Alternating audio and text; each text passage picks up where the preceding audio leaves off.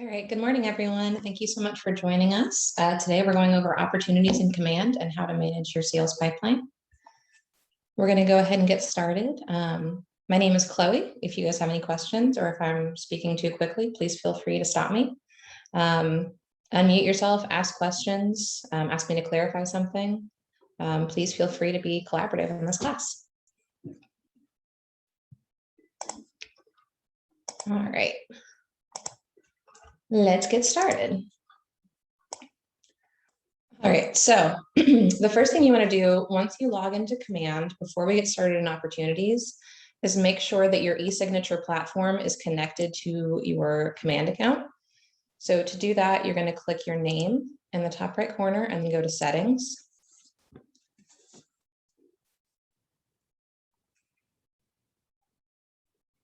Now you'll see I have DocuSign and .loop already connected. My Market Center uses .loop exclusively. So for this example, I'm going to show you how to connect that. So let's assume that I don't have .loop here under my applications. You would go to the marketplace up here in the top right, select that. And this is kind of like the app store for Command. That's how I describe it.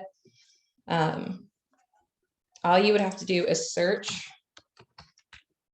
.loop. I think if you have a Command account and your office is using DocuSign, it's already added. But if you need to add .loop, you would go here, go to view details. And then because I have mine downloaded already, I think your button will say something like request free trial or activate.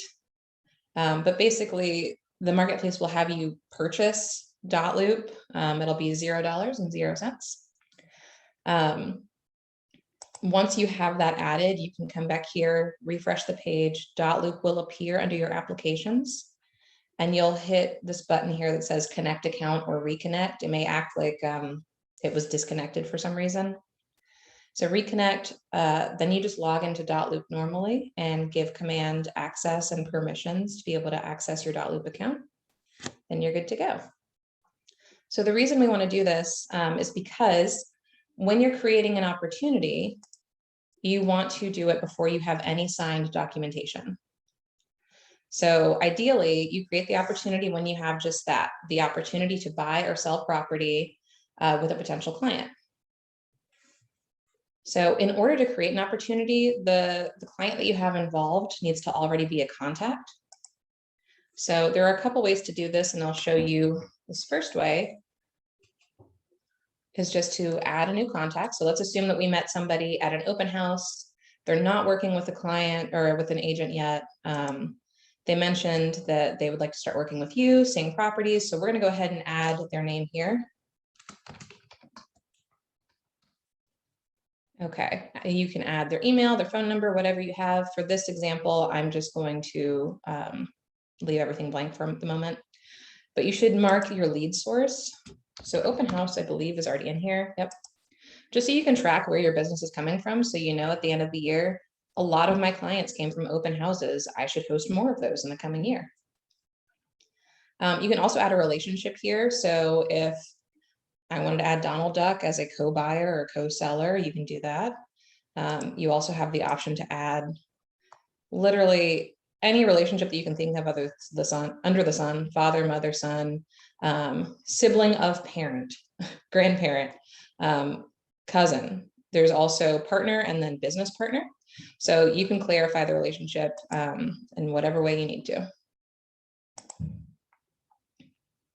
All right, so I'm just going to create this contact. Let's pretend that I put all of the necessary information in there.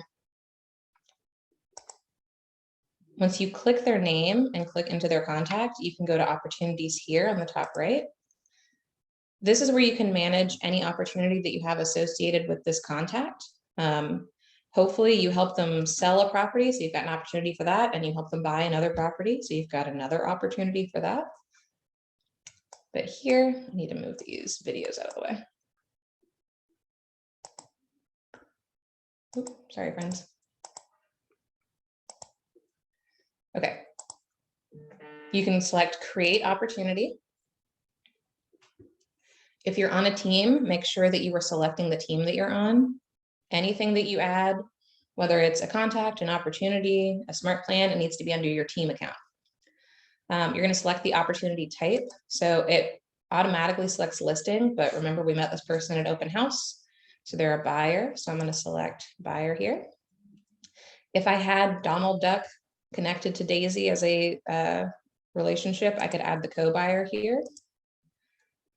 And I would suggest naming the opportunity whatever you would normally name your loop or your room in DocuSign. So usually I would suggest like the client name and the address. But right now we are just looking at homes. We don't have a property address yet, so I'm just going to leave it as her name. We don't have an estimated close date yet because we just started looking, but I can add the time frame. So let's say she wants to buy a house within the next 3 months. You can put in their budget. Your commission rate should usually always be 3%. And then opportunity phase and stage. So cultivate would be like, this is a lead that I need to follow up with. Appointment means that we've set time to meet together. And then active means this is an active buyer. We're looking at properties right now. So if I select cultivate, then you get to pick, okay, which stage under cultivate is this client? So is this watch? This would be somebody like a friend of mine that I know wants to buy a house in the near future. We're just going to keep them on our radar, but we don't need to follow up with them right this second. Nurture is somebody that is like, we need to follow up with them this week. They've expressed interest.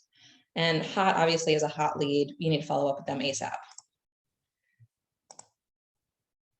So now that we've got this opportunity created, we can see this under opportunities listed under the contact. So you would just click her name here, and that will open the opportunity for us. I'm going to go back and show you another way to get to this as well, though. I have a question. Yes.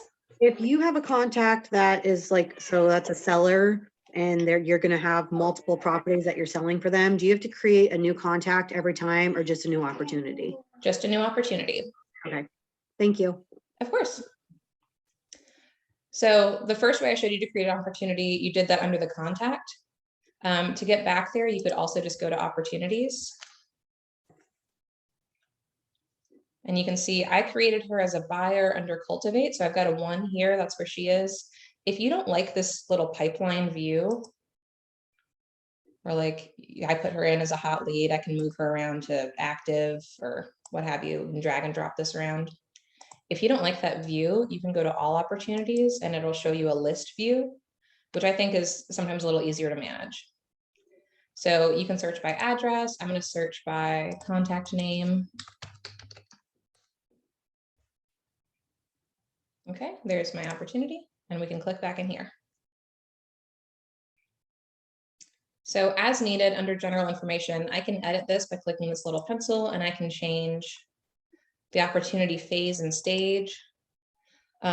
You should know if your office is using command for compliance, your opportunity needs to be at least marked as active, or your market center cannot see your opportunity. They can't check your documents. They can't check your commission request. So it's invisible to your office unless you mark it as active. Okay, so let's say that we are actively showing properties.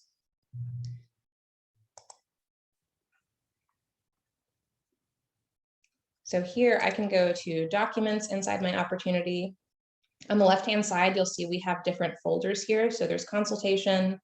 The only document in here is the buyer representation agreement. Not a lot of agents use this. You'll see it's marked optional. So we're going to skip over to the under contract folder here. And this is where you'll see the required documents that you need that are necessary for compliance standards. So I'm in Lexington, Kentucky. So this is what's required by our KREC, Kentucky Real Estate Commission Board. There's also conditionally required documents. So the lead-based paint disclosure, if the home was built prior to 1978, or a copy of the earnest money. It just depends on what your market center wants to make a required document. So these are just titles of the documents you need. You can select add a file, and you can drag and drop it or browse and select from your folders.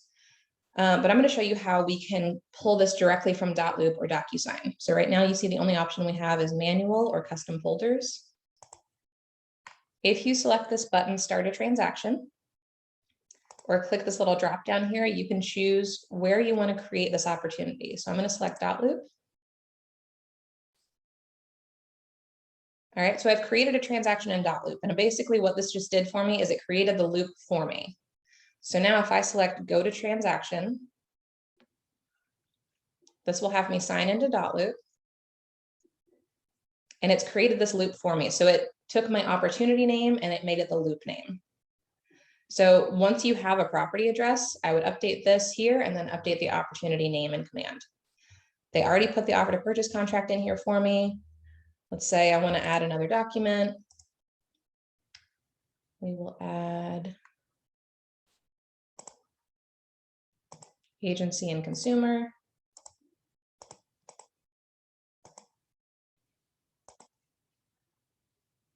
Okay, so now I've got 3 documents in here. Let's assume that I have everything that's necessary. This is all signed by my client. If I go back to command now and select add a file, now I can choose .loop, and you see those 3 documents that I have available in that loop. So this basically creates a bridge, so you don't have to download from .loop or download from DocuSign and then upload back into command. It saves you a step. If I wanted to attach multiple files, you can either drag and drop here or select .loop and pull from the available documents that are in your loop and upload them all at once. What if a folder's already created in .loop that you created before doing this? Can you get the files from that? You would have to download from .loop and then upload into command. Unfortunately, they can't retroactively connect, which is why we want you ideally to create the opportunity before you have any documentation. So it's a little bit of a pain, but it can be done. Okay. Okay. Oops. Just trying to minimize these videos and I keep clicking the wrong spot. Okay. So let's assume that you've got all of your required documents uploaded here, everything's signed. Then you would hit submit to MC, and you'll see I can't click this button yet because I don't have anything uploaded. But once you hit submit to MC, this is what sends it to your market center where they check it for compliance. If you have anything that's like missing a signature or you uploaded the wrong document, they'll be able to return that individual document and write you a little note saying, hey, you're missing the buyer's signature on page 5. And then you'll be able to switch out the document or update it. But it's nice that it all lives in this one system. So whoever's doing compliance in your office doesn't have to hunt you down or call you or email you. There's no miscommunication here. It all lives in command. Okay, so within 72 hours of getting an accepted offer, you want to make sure you turn in your escrow check or whatever the hours are for your office. Our market center requires 72 hours. Once you do that, you're going to put in your offer and commission request. And this is so your MCA knows when to cut that escrow check back to you for closing. So we're going to go to add a new offer. You can name this whatever you want. It's internal. The market center doesn't see this. This is just for your own record keeping. So I would usually say your client's last name. This is really super helpful if you are representing the seller and you are presenting multiple offers to your client. So you write when they wrote the offer and then when the potential close date is. You can pull the address directly from the MLS or the KWLS here. And then we're going to move on to parties. So this is asking you who's involved in this contract. Okay, so let's say Mickey Mouse is selling this property to Daisy Duck. You have the option here to put in email, phone, fax, address. A lot of the time, you're not going to have access to this information. You could probably pull their email and phone number, but it's not required. At least for my market center, we don't need all this information from the other client. Under representation, under associate's name, you're just going to put who the other agent is.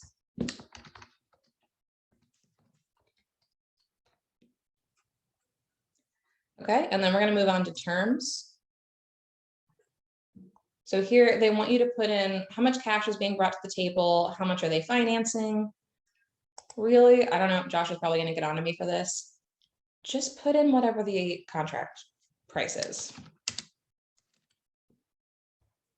Usually, like if there's an issue, your MCA will look at the contract in .loop or in the documents that you've uploaded and be able to tell if this is correct. As long as the sales price is the correct amount, for my office anyway, that's what's most important. I don't need you to worry about the math here.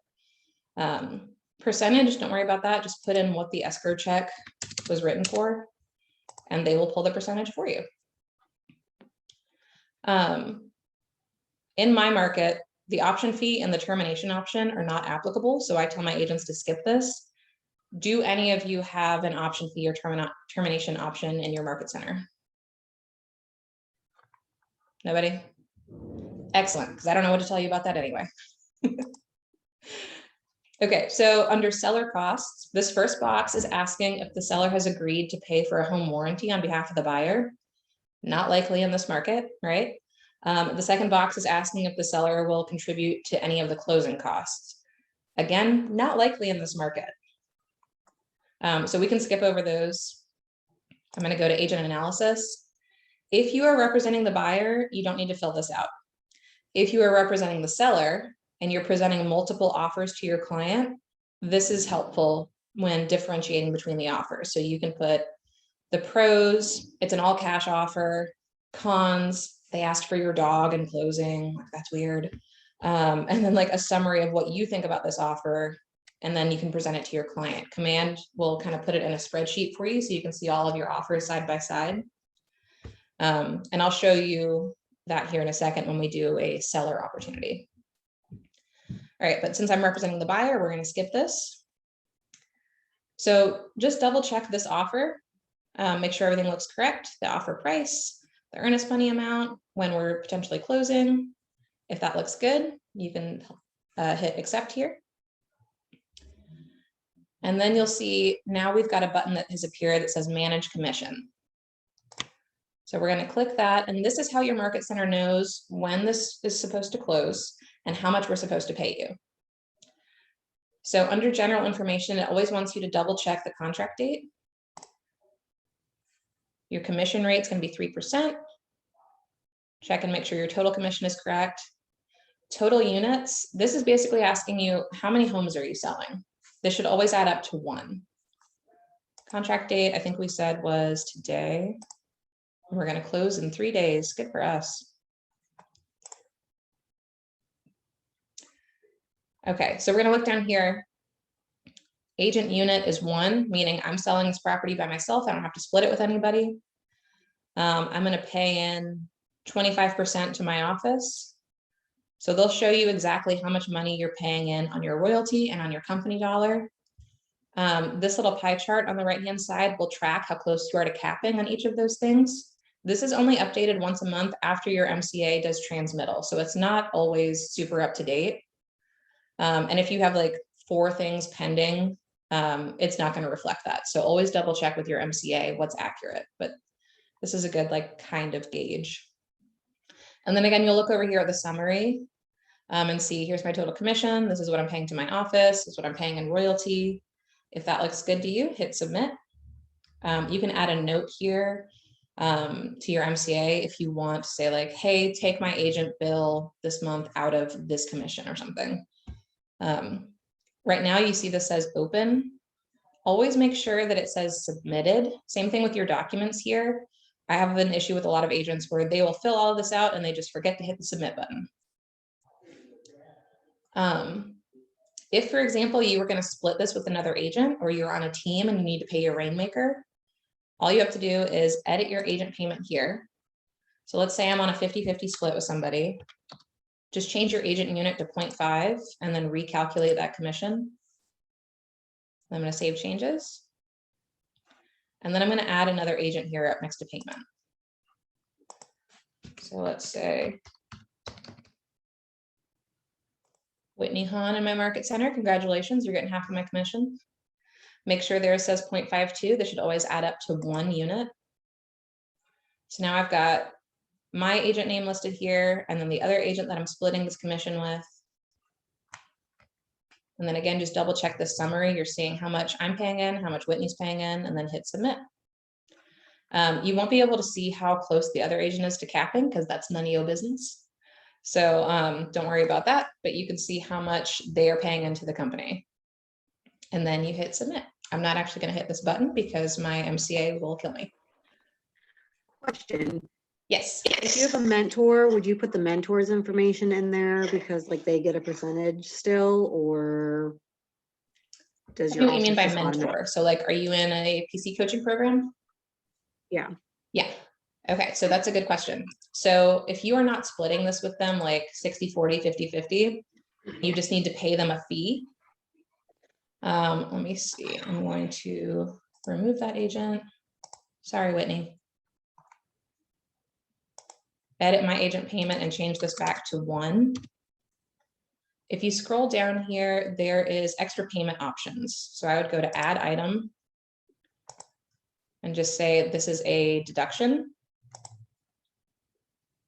Okay. And I would say, I've done this before, PC 10%, pay to Tara Long, who is our PC coach in my market center. You are responsible for figuring out what 10% of your commission is that you need to pay this person, or whatever the cut is, if it's a percentage or a flat fee.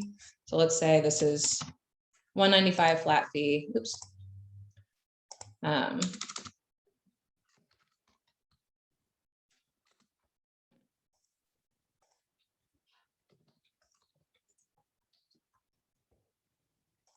Sure. Okay, so you would just add that deduction in there, save changes. Oh, and see it's saying I've got a remaining agent commission balance of about $3,000 here. That's because I changed the unit back to 1, but I didn't recalculate my commission. So I need to go back and do that. And it's just as simple as hitting this calculate commission button and see it's updated. Forgot to do that after I removed Whitney. Okay, so this is something where I would say add a note to your MC and say, hey, I already added it under the deductions that I need to pay this person a fee for my mentorship or for my PC coaching or whatever. It's listed here, but I just want to make sure that you made note of that. Does that make sense? Yes, it does. Thank you. Okay, cool. All right. So after you submit your commission request, this close date is the only way that your MCA knows, or at least in my market center, this is the only way my MCA knows that that's when my closing date is, and that's when I need my escrow check back. So our MCA is really good. She tries to get everybody their escrow checks the Monday before they're closing. So if for any reason this date changes, you need to email or call your MCA, whatever their preferred method of contact is, and let them know, hey, I submitted this in command, but the closing got moved up, so I need the escrow check early. If it gets pushed back, you'll just get your escrow check early and you'll just have to hold on to it for a minute. But if this closing date gets moved up for any reason, you need to let your MCA know, because once you submit this, you can't come back and edit this. Cool. All right, so back in documents, we'll see that we've submitted all of our under contract stuff.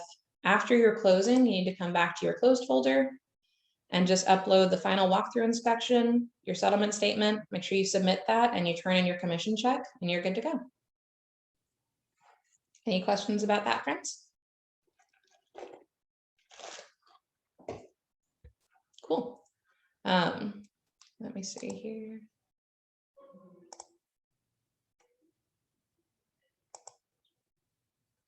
I'm going to do an example of a listing opportunity so I can show you guys that multiple offers situation. If you want to stay on for that, that's cool. If not, that's the gist of opportunities. So if you're pressed for time and you got to jump off, you were here for the entire class. All right, so now I'm going to go back and create a new opportunity, and I'll show you guys what it looks like when you have a listing opportunity. It's pretty similar. The multiple offers thing is the only difference. So I'm going to go to opportunities this time and create an opportunity, because the first one we created, we started in contacts. So let's assume that this is an old family friend of yours. You already have them listed as in your contacts, and they told you they want to list their family home. So you can go to opportunities here. It's this little handshake. Go to create opportunity. This is going to be a listing opportunity type. select the client. So let's say this time it's going to be Don Draper. And his related contact is Roger Sterling, they're business partners. Again, opportunity name this whatever you would normally name your loop or your room. Since I have the listing, I know the property address, so I'm going to name it the address here. You can put in the estimated closing date, but hopefully you're creating this opportunity before you have a contract in hand. So we don't know this yet, so I'm going to leave that blank. But you can have the estimated list price. Put your commission rate in here. Hopefully that's still 3% for you. Your opportunity phase. Again, if you are uploading documents, if you're in the point where like you're already under contract or you're getting ready to get contracts, make sure it's under active or your market center cannot see this opportunity. And so let's say we are actively showing this property and I'm going to create. So this immediately takes us into the opportunity. You can select from listings here and just type in, I think I made it 123 Main Street, but I need an actual address if I'm going to pull from the MLS. If you can't find it, because I'm not an agent, just double check that this says it's showing only my listings. Change this to all listings. And there we go. Okay, so that'll pull from the MLS for you. If for whatever reason it's not on your MLS yet, or it sells before it hits the market, you can just click this little pencil here to edit the property and you can type it in manually. You don't have to pull from the MLS. All right, so same thing with documents. We've got the 3 folders over here listed under contract and closed. You'll upload your documents the same way and submit to the market center once you have everything that's required. Again, if you hit the start a transaction button, that's what creates the loop or the room for you in DocuSign. And we're going to skip right ahead so I can show you the multiple offer situation. Am I going too fast? Cool. Okay, so add a new offer. We're going to say, this is the Bates offer. We'll put in the offer date and then let's say these people can't close until August. All right, so it's already pulling my client's information here because they're already listed as a contact. I'm going to put in Bates buyer. Let's say they're not pre-approved, they're not pre-qualified, so we're probably not going to accept their offer, right? We'll put in the other agent's name under associate's name here. So let's say this is Cheyenne, congratulations. All right, and then we're going to move on to the terms of this contract. So let's say they're going to finance all of it. They put down $500 earnest. Again, option fee and termination option are not applicable for my market center. Hopefully they're not in yours either because I don't know what that is. Josh is never going to let me teach a class again. And then let's say the buyers are asking for the sellers to pay $5,000 in closing costs. So then we can move on to agent analysis. Pros, I don't know that we have any. You know, let's say it's full list price offer. Oh goodness. Y'all, I can't type with an audience. And then the cons, let's say we have to wait for financing.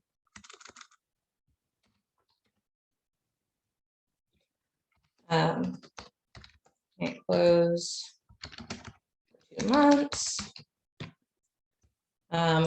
Overall, not super great. Now, I am not a realtor. So legally, I don't know if you can be like, this offer sucks when you're presenting it to your clients. Maybe don't say that. Maybe just don't leave, or maybe don't put a summary in here, but you can put pros. This is an all cash offer. Cons, we have to wait. And I know that you guys really need to close like right now. So make sure you check with your broker before you put anything in here, because I'm just being silly while I'm teaching this class and I am not a licensed realtor, so don't take advice from me. Okay, so now we've got one offer in here. We can add another offer. Let's say this is the Sydney offer.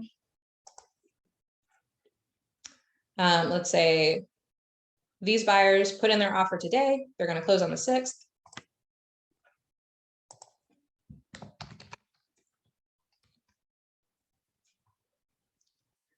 She's not pre-approved, she's not pre-qualified because she's an all cash offer.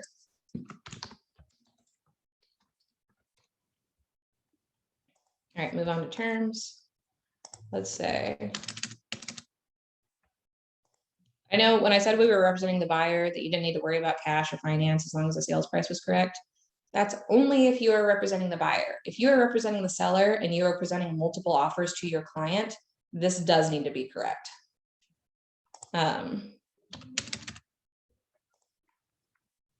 Let's say they didn't ask for anything else. Pros, all cash.